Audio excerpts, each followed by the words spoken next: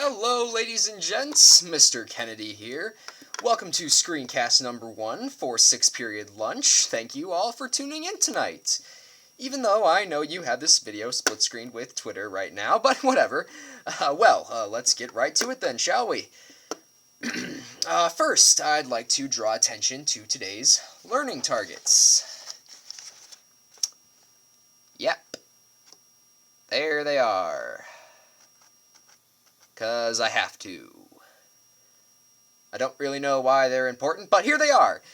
First, you should be able to know how to eat properly. Second, you should know how to socialize properly. And third, you will know why lunch is essential to the school day. So, let's begin with how to eat. This is, of course, a skill learned at a very young age, yet it is amazing how some people forget, so we'll just go over this one quickly. As you can see, I have laid out all the components of a balanced lunch. We've got your sandwich, your apple, your chips, and your drink. It's important that you see all these components because it's about to get pretty confusing, but bear with me. You can always rewind if you don't understand something, remember that. Or you can just speed through it and waste class time tomorrow asking stupid questions. The choice is completely up to you. Well, now that you have your items in front of you, where do you begin? Well, I have a handy-dandy acronym to help with this. FATS, which of course stands for first apple, then sandwich. If you follow this order, you can eat chips and drink sporadically throughout the meal. As long as you FATS, you'll be fine. Also, remember your manners. Always be neat and tidy and clean up after yourself. Now, as soon as I said that, I'm sure you tuned out because of the stupidity of that last statement, or you fast-forwarded to a still frame of another concept.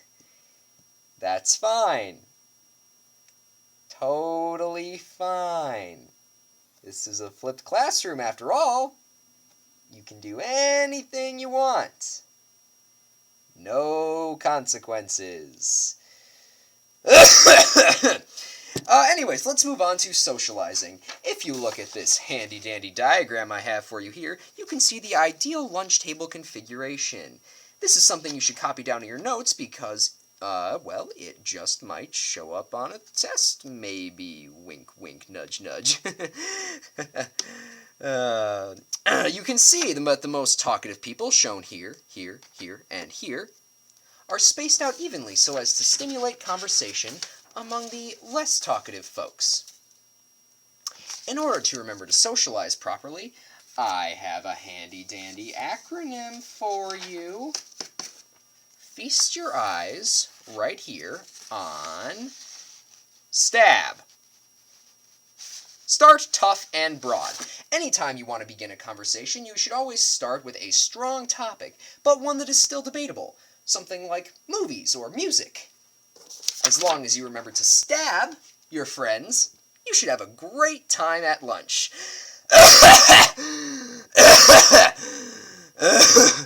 Sorry about that, but I have to constantly clear my throat in order to remind you that I am in fact a real person and not just a computer program hell-bent on ruling the world. So, moving on to our final topic of the night, the history of lunch. In order to remember the historical significance of lunch, I have a handy-dandy acronym for you.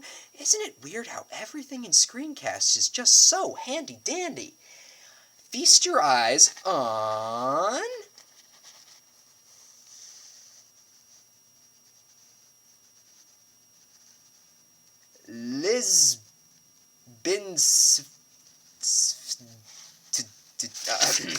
lunch is significant because it helps nourish students for their difficult days. There you go.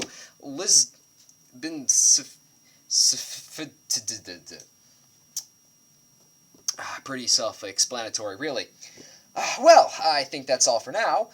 Just remember, acronyms are the best way to learn, apparently. Diagrams are important. I guess, and even though I know you're only copying down exactly what you see on the screen, you still need to listen to my voice for minutes on end.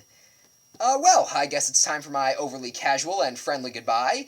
Thanks for tuning in, guys and gals, and I'll see you all in class tomorrow to answer your unintelligent questions. Have a nice night.